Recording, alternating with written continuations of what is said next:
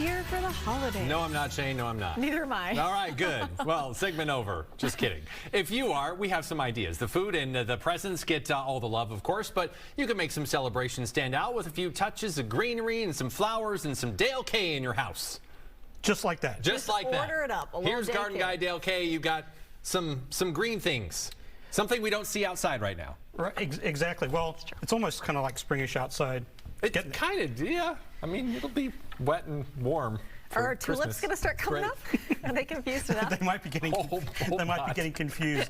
Across on this side of the table in front of you, Shane, some pretty kind of normal or traditional centerpieces. A lot of times a lot of evergreen branches, maybe even fresh flowers. But this morning, we're going to change it up just a little bit and actually create a living centerpiece so it kind of continues to grow and can last throughout throughout numerous seasons rather than just for the holidays. Because that, of course, the evergreen branches, yeah, and then even the poinsettia, all that kind of cut flowers kind of ends kind of quick. So, of course, the food is always going to be the star of the table, but that doesn't mean that you can't, you know, have a pretty table, because a lot of times that might mask what's going on with the food too, right? You know, it's true. So, if you've got a dish that you're not super proud of, just put it behind the flowers. It'll be fine. Exactly. So, a couple of things to consider when creating centerpieces. Firstly, you want to consider the table, the shape of the table. You know, square, rectangle, round, all those sort of good things. And that'll help guide you to as far as the container. I have a little round barrel table, so I'm going to use a round pot that's quite low, being that the food for the holidays, and of course centerpieces are all different. There's centerpieces for weddings.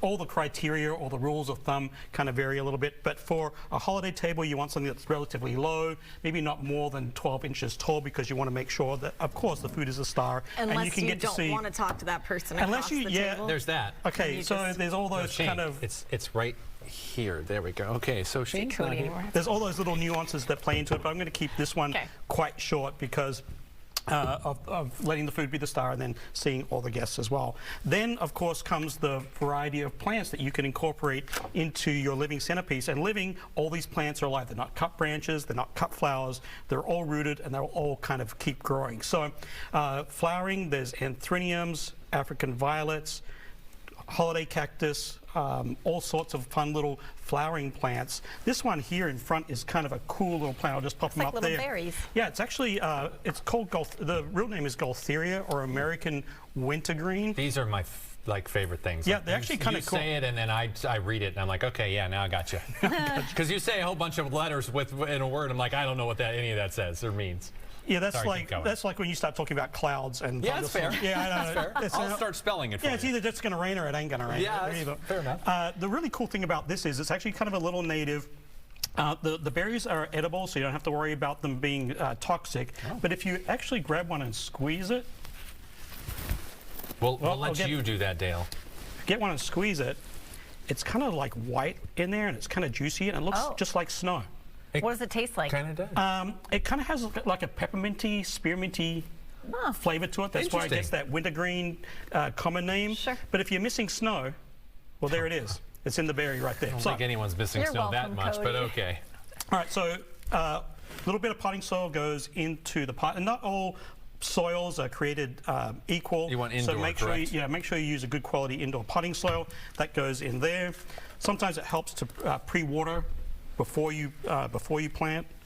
That way you're not watering this big dish. I'm going to pop this little rosemary right in here. It's going to give some great kind of aromatics to the table. Rip off a little and season your food if it needs it. There you go. Exactly. We use a couple of these. And because I've got a round table, I'm going to kind of make sure that it's kind of balanced, so it kind of goes all the way. It kind of looks the same. I didn't think about that, having sides. you need all sides to shine. You can't just bury some stuff in the back. That's a little more challenging, Dale. Okay. There we go. We'll pop that in just like that. And I think we'll probably... What else are you going to do? I'm going to put a little foliage to balance out this other side. What is happening with this one? That's called frosty fern. It's actually cute. It's actually kind of like it's like a little ground cover sedge almost that you can pop that in, and then I'm just going to pop some poinsettias in here. Does it matter, like, well. the types of flowers and like Not how really. It's really That whatever your looks really decor is, pretty, and that's really right? like the fun part of it is you can go to your favorite local garden shop and kind of just potter around, you know, smell everything, kind of look at everything, think of your decor, and then you can kind of pick your arrangements from there. And the great thing about this is most of the, actually really all of this will last a lot longer than just the holiday season. You can even take the poinsettias out, maybe put some cyclamen in there for like a winter display. Your creativity is really up to you as far So as. you kind of mentioned it already. The berries on that particular one are not poisonous. So for folks with little kids and dogs and pets and the whole thing, I know poinsettias are really poisonous for animals. Right.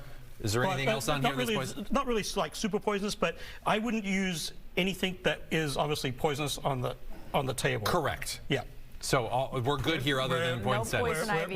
We're all good here. Okay. So this is good to go. Okay. And then of course we're approaching winter solstice. Isn't that like the Thursday. dark Thursday? Yeah. The darkest day of the year. Indeed. So you can always light up your centerpiece too. There's like these little battery operated lights that I can kind of intertwine in and amongst the centerpiece, so you can actually light up your centerpiece and it'll be Suddenly it's holiday decoration. a little bit less dreary Love it. than cold, wet, or whatever we're about to go through All the things. on Christmas Day. And then I'm just going to just touch it up at the end with a little bit of reindeer moss, and that's going to kind of just give it a little bit of a holiday feel. We're just going to tuck. You the keep moss. tucking, Dale. We're running out of time Yeah. here, There buddy. we go. But I We like call it. that fungus, but it's moss. It's moss. It's not fungus. Dale K, we love it. You're very talented. Moss, Every time fungus. I'm amazed how quickly he Moss. does this stuff. I know it is.